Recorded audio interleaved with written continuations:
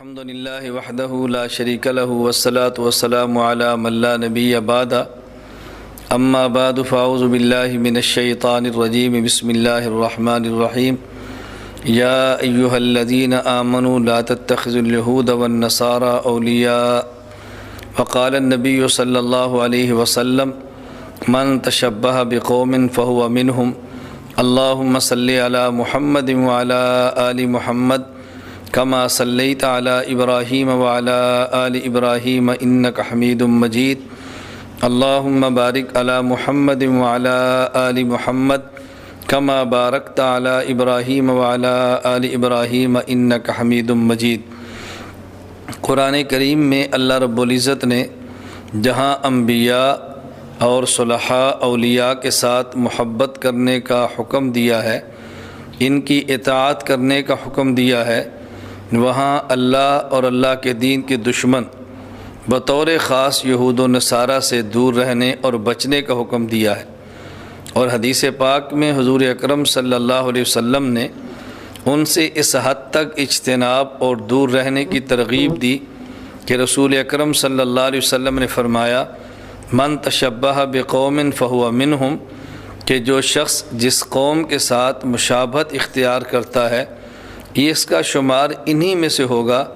یعنی قیامت کے دن اس صف میں کھڑا ہوگا جن کے ساتھ مشابہت اختیار کرتا ہے۔ میں نے یہ آیت اور حدیث مبارک پیش اس غرض سے کی ہے کہ ہمارے ہاں ابھی 2 دن بعد 1 اپریل آنے والا ہے، اور اس موقع پر اپریل فول یا اپریل فول کے نام سے ایک قبیح اور گندی رسم چل رہی ہے۔ یہ دراصل نصارہ نے بطور خوشی کے ایک دن منایا اور اس کو بطور رسم آگے چلا دیا گیا۔ ہمارا بہت بڑی دنیا میں ایک بہت بڑا طبقہ مسلمانوں کا ایسا ہے کہ جس کے پس منظر کا علم نہیں ہے، اور وہ بیچارے اس دن مختلف قسم کی حرکتیں کرتے ہیں، جھوٹ بولتے ہیں اور ایک دوسرے کا مذاق اڑاتے ہیں، اور اس کو اپریل فول کے نام سے منایا جاتا ہے۔ میں دنیا بھر کے اپنے مسلمان دوست، بھائی، بزرگ، اپنی ماؤں، بہنوں اور بیٹیوں سے گزارش کروں گا، ہمیں اس دن کو منانے کی بجائے اس دن کے منانے والوں کو سمجھانا چاہیے اور اس رسم قبیح سے بچنا چاہیے۔ کہیں ایسا نہ ہو کہ حضور اکرم صلی اللہ علیہ وسلم کے ارشاد کے مطابق جو شخص جس قوم کی مشابہت اختیار کرتا ہے قیامت کے دن انہی میں سے اٹھائے گا۔ کہیں اللہ نہ کرے یہ رسم منانے کی وجہ سے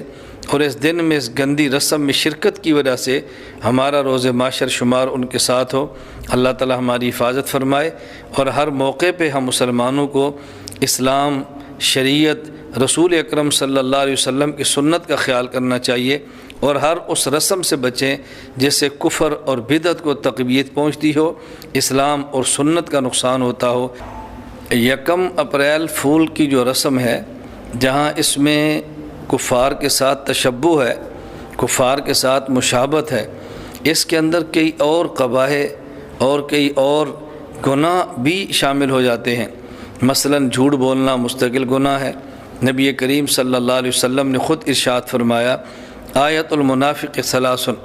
منافق کی 3 نشانیاں ہیں، ان میں سے ایک نشانی یہ ہے اذا حدث کذب، جب کافر مسلمان منافق بولتا ہے تو جھوٹی بات کرتا ہے، تو ہم جھوٹ بول کر خود کو منافقین کے زمرے میں شمار نہ کریں۔ پھر اس موقع پہ ایک مسلمان دوسرے کا گویا تمسخر اور مذاق اڑاتا ہے، اور قرآن کریم نے اس سے منع کیا ہے کہ کوئی مسلمان دوسرے مسلمان کا تمسخر اور مذاق مت اڑائے۔